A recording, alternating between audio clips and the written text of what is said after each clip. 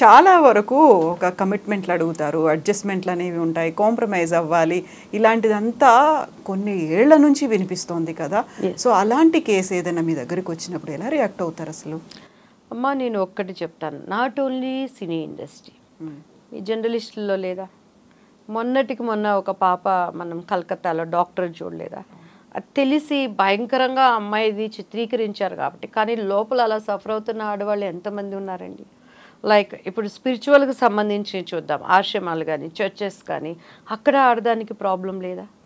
పోనీ ఆడదంటే ఒక వయసు, యుక్త వయసు వచ్చినాక ఒక బ్యాడ్ థాట్స్ వస్తాయని అనుకుంటాం. పసిబిడ్డలు 2 ఏళ్ళు 3 ఏళ్ళు 4 ఏళ్ళు అయిన వాళ్ళు, 6 నెలల పిల్లలు బలైపోయిన వాళ్ళు ఎలా చూస్తున్నాము. పోనీ అది ఒక కేటగిరీ అనుకోవచ్చు. పెళ్ళైన వాళ్ళ మధ్య ఎలాంటి అనుబంధాలు మనం ఈరోజు సోషల్ మీడియా ద్వారా వింటున్నాం, చూస్తున్నాం.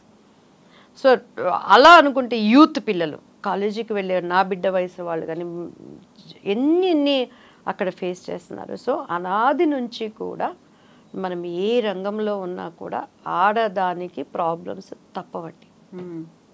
అది ఇప్పుడంటే సోషల్ మీడియా చేతుల్లోకి వచ్చింది కాబట్టి అనేకమైనవి మనం చూస్తున్నాం.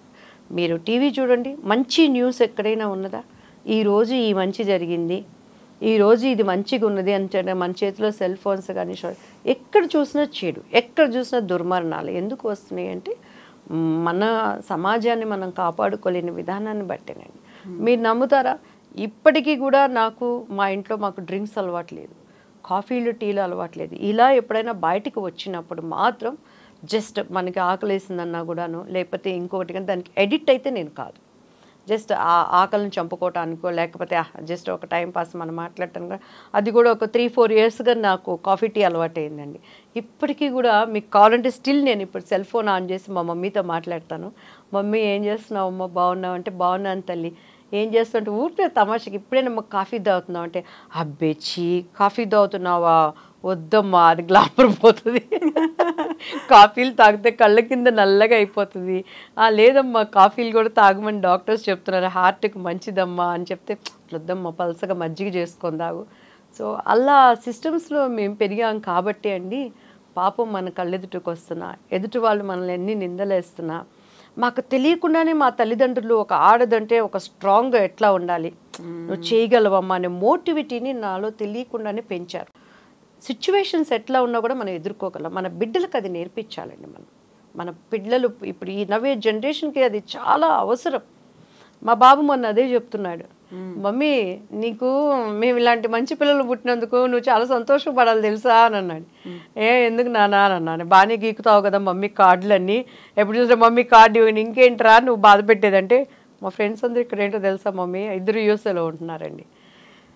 హాలిడేస్ వర్క్ అంతా చేసుకుంటారు, వాళ్ళ పాపం పార్ట్ టైం జాబ్స్, స్కూల్కో కాలేజెస్కో వెళ్ళి టైం దొరికిందంటే ఫ్రెండ్స్తో కలిసి పబ్బులకి వెళ్తారు, లేకపోతే ఎంజాయ్మెంట్స్కి పోతారు. నేనైతే జిమ్కి వెళ్తాను, తరుణ్య అయితే అక్కడ కమలక్క అని మాకు మంచి ఫ్యామిలీ ఫ్రెండ్స్ ఉన్నారు, వాళ్ళ ఇంటికి వెళ్ళి అక్క దోశ పెడతారని హాయిగా తిని నిద్రపోయి దాన్ని ఎక్సర్సైజ్ చేసుకుంటుంది. నీకు ఇటువంటి పిల్లలు ఎక్కడ దొరుకుతారు మమ్మీ అంటారు. నేనే చెప్తాను, నిన్ను ఆ ట్రాక్లోకి తీసుకెళ్ళటానికి మమ్మీ ఎలా కష్టపడిందో నీకు తెలుసా, మమ్మీ నీకేమేం చెప్పిందో నీకు తెలుసా అన్నప్పుడు ఓకేలే మమ్మీ, అదే ఓకేలే. సో మన పిల్లలకి ఇప్పుడు ఇంతకుముందు అందరూ అనుకునేవాళ్ళు ఆడవాళ్ళనంటే అన్నీ నేర్పించాలి, పద్ధతి సైమల్టేనియస్గా మగపిల్లడికి కూడా నేర్పించాలి. చిన్నప్పటి నుంచే ప్రతి తల్లి కానీ చెల్లెనా అక్కైనా పరస్థితిని మనం చూస్తున్నప్పుడు వాళ్ళతో ఎటువంటి భావనలు కలిగి ఉండాలి అనేది మనం వాళ్ళకి రంగరించిపోయాల్సిన నెసెసిటీ మనకుంది నవే డేస్. ఆడవాళ్ళ పరిస్థితి చూస్తుంటే అలానే ఆడవాళ్ళు కూడా మన పద్ధతులు ఏంటి, మనము ఎక్కడున్నా కూడా మనకేం పెద్ద పోస్టుల్లో ఉంటేనా అండి, లేకపోతే మనం బ్రతకలేమా, నారుబోసిన వాడు నీరు పోయడా, మనల్ని పుట్టించిన దేవుడు కొంతలోనైనా మనకి ఆయన ప్రొవైడ్ చేయగలిగిన వాడు కదా. సో అటువంటివి పిల్లలకి నేర్పించాల్సిన అవసరం ఉంది. మరి ముఖ్యంగా ఈ డ్రగ్స్ ఇవి చూస్తున్నప్పుడు చాలా చాలా భయం వేస్తుంది, బాధేస్తుంది. అండ్ మనం ఎంత సంపాదించుకుంటే ఏముందమ్మా, ఇప్పుడు పెద్ద పెద్ద కుటుంబాలలో రాజకీయ నాయకులు కానీ, ఇటు సినీ రంగం కానీ, వ్యాపారస్తులు కానీ వాళ్ళ బిడ్డలు డ్రగ్స్కి అలవాటు అయిపోయి బయటికి చెప్పుకోలేక పరువు మర్యాదలకు మళ్ళీ కవర్ చేసుకుంటూ వాళ్ళకున్న అధికారాన్ని బట్టి డబ్బులను బట్టి చూస్తుంటే దేవుడికి దండం పెట్టి ఇంకేం అడగక్కర్లేదయ్యా, మేము ఈ భూమి మీద ఉన్నంత కాలం మాకు నా పిల్లలు ఇలా వెళ్ళటానికి సహాయం చేయని కోరుకోవటం తప్పించి ఇంకేం అడగక్కర్లేదు. సో అట్లా నిజంగా ప్రతి పేరెంట్ ఇప్పుడు కోరుకుంటున్నది అదే కదా. కేవలం ఆడపిల్లల్ని ఎంత జాగ్రత్తగా పెంచుకుంటున్నామో మగ పిల్లలకు కూడా అంత స్థాయిలో బుద్ధి చెప్పాల్సిన నేర్పించాలి వాళ్ళు, అంతే నేర్పించాలి అనేది. ఎందుకంటే వాళ్ళకి మన జనరేషన్లో సెల్ ఫోన్స్ మనకు తెలియదండి. మన పిల్లలు ఏం చేస్తున్నారో మనకు తెలియదు. మేము ఇప్పుడు షూటింగ్లో ఉన్నా కూడా మా అమ్మగారు అసలు టైంకి నిద్రపోవాలి, 8:30 వాణి తల్లి కళ్ళు మూసుకుని నిద్ర రావట్లేదమ్మా అంటే కౌంట్ చేసుకో 1 2 3 4 ఒక 100 500 చదివేసరికి నాకు తెలియకుండా నిద్రపోయేదాన్ని. దీంట్లో పెరిగా. ఇప్పుడు మన పిల్లలు 24 hours సెల్ ఫోన్స్ చేతిలో ఉంటాయి, ఏది కావాలన్నా చూస్తానికి అక్కడ అవకాశం ఉంది. సో మన యూఎస్ఏ కంట్రీలో చూస్తే చిన్న పిల్లలకు కూడానండి ఇలా పెట్టుకొని నొక్కుంటా ఉంటారు, తల్లి తెచ్చి పెడతా వింటే ఇక దే జీవితం అయిపోయింది. సో ఈరోజు ఇది నా దగ్గర ఉన్నా కూడా మనం ఒంటరిగా ఉన్నప్పుడు ఏమై ఉన్నామో అది మన రియల్ క్యారెక్టర్, అది మన నిజస్వరూపం. నువ్వేం చూస్తున్నావు, నువ్వేం చేస్తున్నావు, మమ్మీ నీకు ఉండక్కర్లా, డాడీ నీకు ఉండక్కర్లా, నువ్వు ఎంతవరకు దీన్ని ఉపయోగిస్తున్నావని, దీనిలో ఉన్న ఉపయోగాలను ఎలా ఉపయోగించుకోవాలో చెప్తున్నప్పుడు ఇంకొక 10 జనరేషన్లైనా మాకు 2 జనరేషన్లైనా మన పిల్లలు మంచిగా ఉంటారు.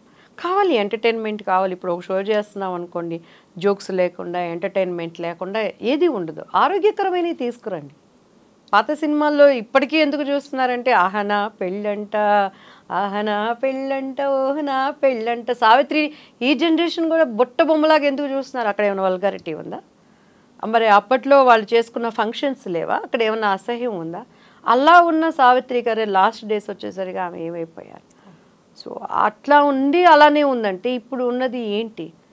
ఎక్కడ చూసినా ఉన్నదంటే మన పనులు మనం చేసుకుంటూనే మన కుటుంబ వ్యవస్థని మనం సరి చేసుకుంటున్నప్పుడు బయట వాటికి చెప్పాలి. మా వాళ్ళు ఇప్పటికీ అంటారు, ఇక్కడున్నా కూడా పిల్లలు డైలీ ఇప్పటికీ కూడా అండి, మార్నింగ్ లేవగానే ఫస్ట్ కాల్ వాళ్ళు అక్కడ అమెరికాలో ఉన్న వాళ్ళతో మాట్లాడి, మా ఇంట్లో వర్కర్స్కి తెలుసు నేను పిల్లల కోసం ఎంత ఎందుకంటే ఫ్రాక్షన్ ఆఫ్ సెకండ్స్ చాలు వాళ్ళు, మనం బ్రతుకుతున్నదే వాళ్ళ కోసం, వాళ్ళ డిస్ట్రాక్ట్ అవ్వడానికైనా స్పాయిల్ అవ్వడానికైనా.